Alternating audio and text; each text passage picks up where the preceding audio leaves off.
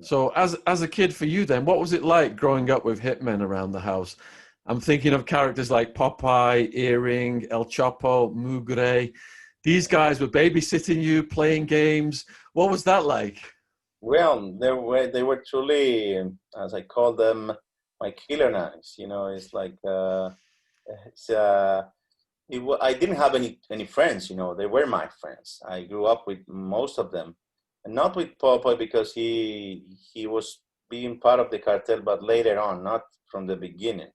But I know that he talked much more than he knew. That's a reality.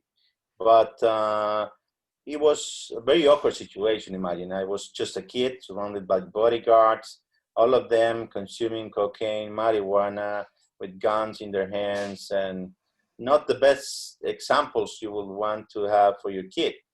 But that was the life that I was living, and of course, I didn't have an option. It was my place of birth.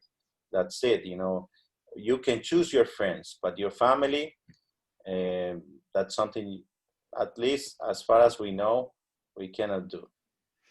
With the assassination of presidential candidate Galan, there was a chart drawn up by the cops, and they had like Pablo and Gacha at the top saying these are the guys responsible.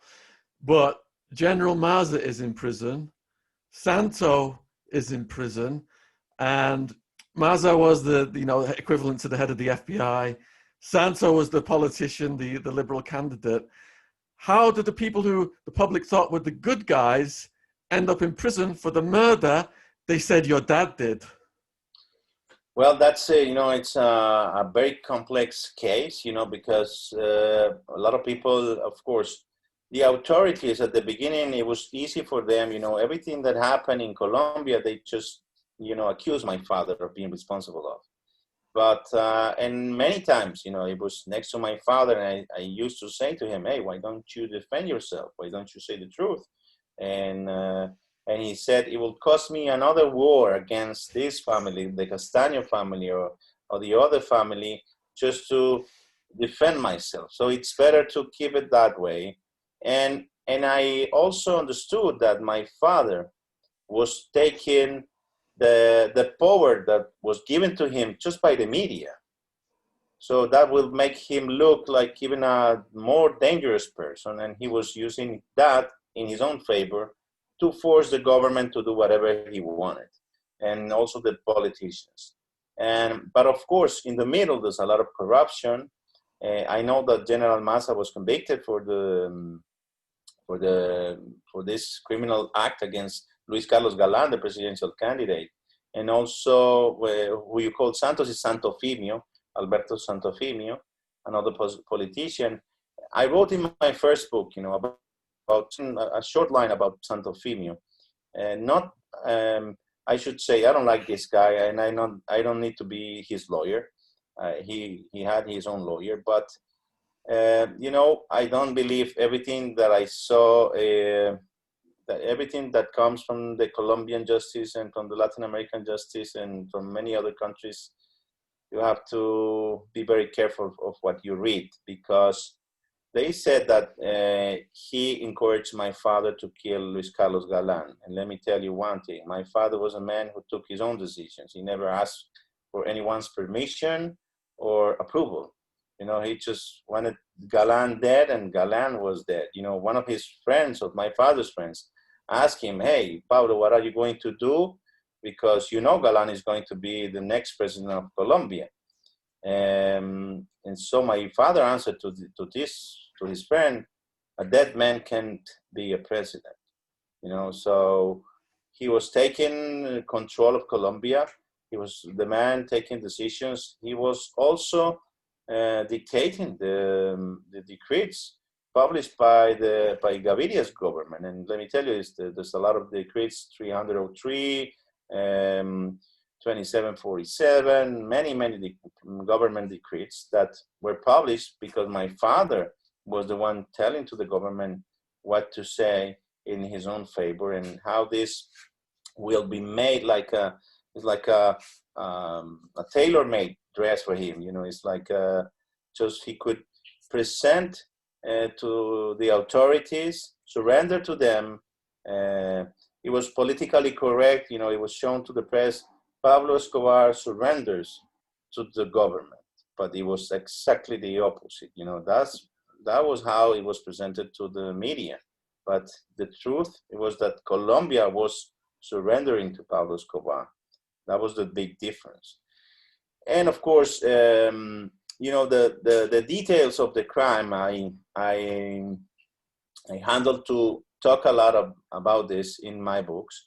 And I understand that it's difficult to understand how the ones who were supposed to be the good guys, finally they got involved into this. But there are a lot of side stories that relate them to Galan. Let's say something, you know. I know that General Massa didn't want Galan to be the president because the day that Galan will arrive to the presidency, the first guy who will be kicked out of the government and the power was going to be General Massa. So, you know, and of course he said, I am the most, I was one of the biggest enemies against Pablo Escobar. How should I help him, etc. But there was a lot of, you know, the Castaño brothers. The Castaño brothers, they had a lot of power, and they make, with the Mexican Gonzalo Rodriguez Gacha, they do a lot of the operation that finally got Galan killed. So there's a lot of stories. It's a very complex story because a lot of people is like in the middle, and it's difficult to understand. But you know, it's very interesting to bring the puzzle and all the pieces together, so we can rebuild the story and the image of what really happened. Was Maza working for Cali? Yes, yes. My father used to say that many times. Of course, Maza denies that, but you know, I've been talking with William Rodriguez Abadia, the son of the Cali Cartel, the son of Miguel Rodriguez, one of the bosses.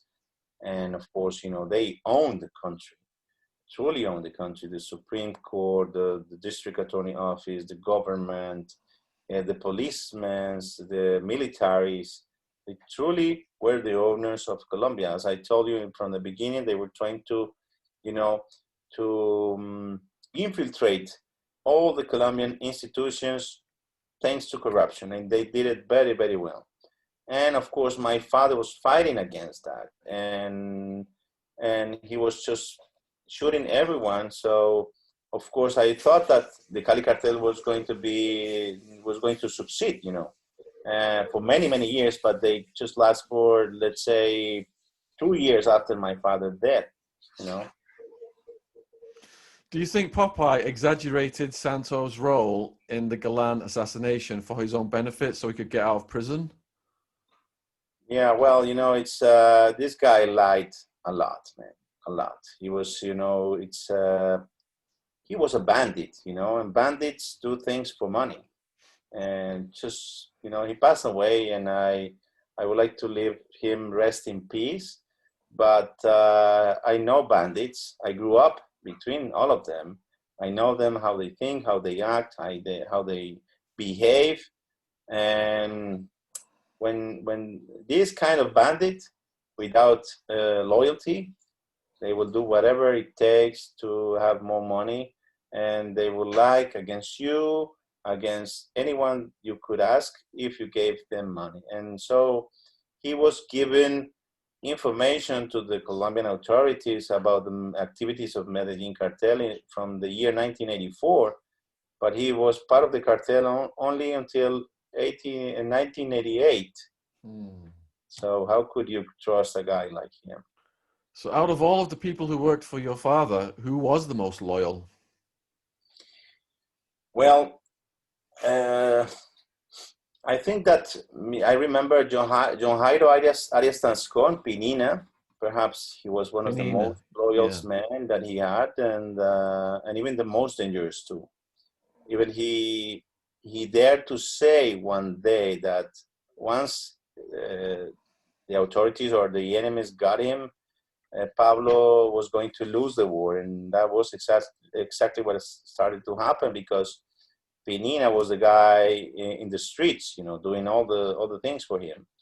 And there was another guy, but he was more like a friend. He was my uncle Mario now, from my mother's side, and they were truly good friends. And my father was paying a lot of attention to Mario's advices, because perhaps he was the only one who wasn't applauding for his violence and etc.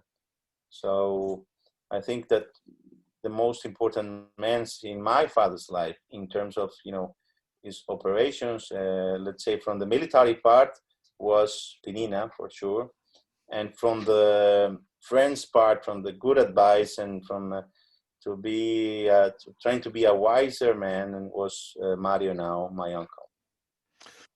Look, Juan Pablo, it's almost been an hour. I've got a lot more questions for you, but maybe we should save them for the interview.